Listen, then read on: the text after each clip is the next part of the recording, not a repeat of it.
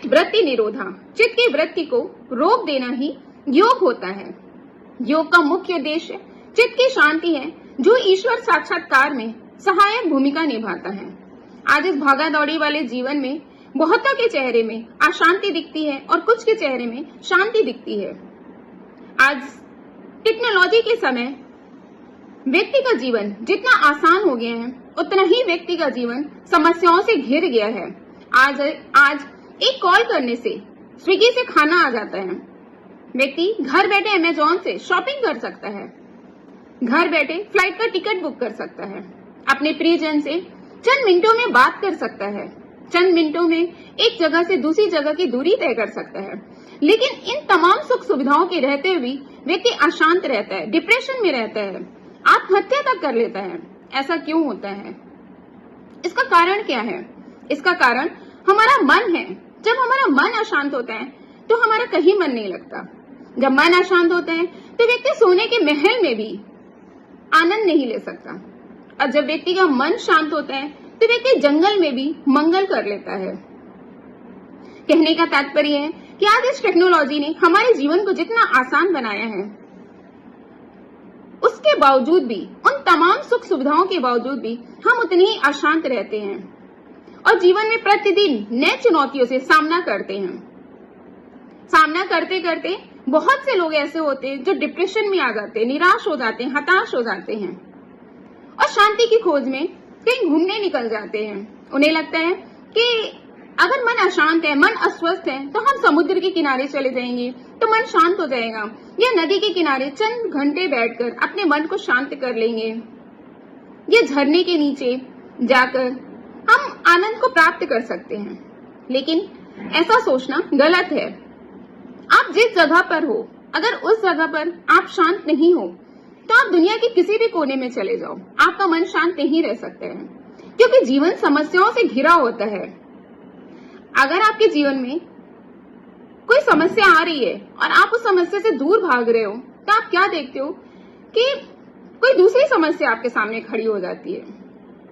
तो ऐसे में आप कहां तक, किस किस समस्या से दूर भागोगे? तो इस समस्या का समाधान क्या है? इस समस्या का समाधान ये है कि आपका मन शांत होना। अगर आपका मन शांत है, मन स्थिर है, तो आप कहीं भी रह सकते हो। और मन का शांत हम कैसे रख सकते हैं? मन को शांत हम अपने सकारात्मक विचारों से रख सकते हैं। जब हम किसी व्यक्ति के साथ रहते हैं तो उस व्यक्ति के अंदर अगर सिर्फ हम दोष ही दोष देखेंगे तो हमारा मन अशांत हो जाएगा, हमारा मन अस्थिर हो जाएगा, व्याकुल हो जाएगा, और फिर हम उस जगह पर या उस स्थान पर उस व्यक्ति के साथ हम चंद मिनट भी रहने को तैयार नहीं होते। लेकिन अगर इसी की जगह अगर हम सकारात्मक विचार रखते हैं, हम उस व्यक्ति में दोष के साथ साथ हम गुण भी देखते हैं, बुराई के साथ साथ अगर हम अच्छाई भी देखने की कोशिश करते हैं, तो उसी वक्त हम क्या देखते हैं कि हमारे भीतर एक सकारात्मक विचार के साथ साथ हमारा मन शांत हो जाता है। जो मन इतना अस्थिर रहता है वो स्थिर होने लगता है। तो कहने का तात्पर्य यह है कि मन का सकारात्मक होना बहुत आवश्यक होता है। अगर हमारा मन नकारात्मक दृष्टिकोण रखता है तो हम कहीं भी खुश नहीं रह सकते। हम तमाम सुख सुविधाओं के रहते हुए भी हम अशांति ही रहेंगे। इसलिए हमें अगर किसी व्यक्ति के अंदर सिर्फ दोष ही दोष दिखाई दे रहे हैं तो फिर आपके नकारात्मक विचारों को कोई नहीं बदल सकता। फिर आप नकारात्मक होगी, फिर नकारात्मक होने के साथ साथ आप धीरे धीरे रोगी हो जाओगे, बीमार हो जाओगे। तो इन सब चीजों से बचने के लिए हमें सकारात्मक होना बहुत जरूरी होता है। हमें उस नजरिए की जरूरत होती है जो हमें सकारात्मक विचार दे सके। इसलिए जब हमें किसी व्यक्ति में बहुत अधिक दोष दिखाई देने लगे तो हमें उसकी अच्छाइयों को याद करना चाहिए। अगर किसी व्यक्ति में अच्छाई देखने की हैबिट होती है या गुण देखने की आदत होती है तो वह बुरी से बुरी वस्तु में भी अच्छाई ढूंढ ही लेता है। समस्या वहां नहीं होती है कि जब हम किसी व्यक्ति के अंदर कमियां देखते हैं। समस्या वहां होती है कि जब हम उस व्यक्ति के अंदर कमियां देखते देखते हम वहीं पर अटक जाते हैं और वहां से हम आगे ही नहीं बढ़ते हैं और उसकी कमियों को लेकर हम 24 घंटे सोचते रहते हैं, उसी पर विचार करते रहते हैं, विचार मंथन में डूब जाते हैं। और फिर जब हम किसी से बात करते हैं तो हमारी बातों में भी उस व्यक्ति की सिर्फ कमियां ही, दोष ही झलकता है, तो जिसकी वजह से हम एकदम नकारात्मक हो जाते हैं, हम डिप्रेशन में आ जाते हैं, तनाव वाली स्थिति पैदा हो जाती है। अगर आप इन सब चीजों से बचना चाहते हैं तो आपको लोगों के अंदर कमियां के साथ साथ आपको उनके अंदर, उनके भीतर गुण भी देखने पड़ेंगे। जब आप ऐसा करने में सफल हो जाएंगे तो आप स्वयं देखेंगे कि जो आपका मन अस्वस्थ रहता है, अशांत रहता है, वह धीरे धीरे शांति की ओर बढ़ जाता है।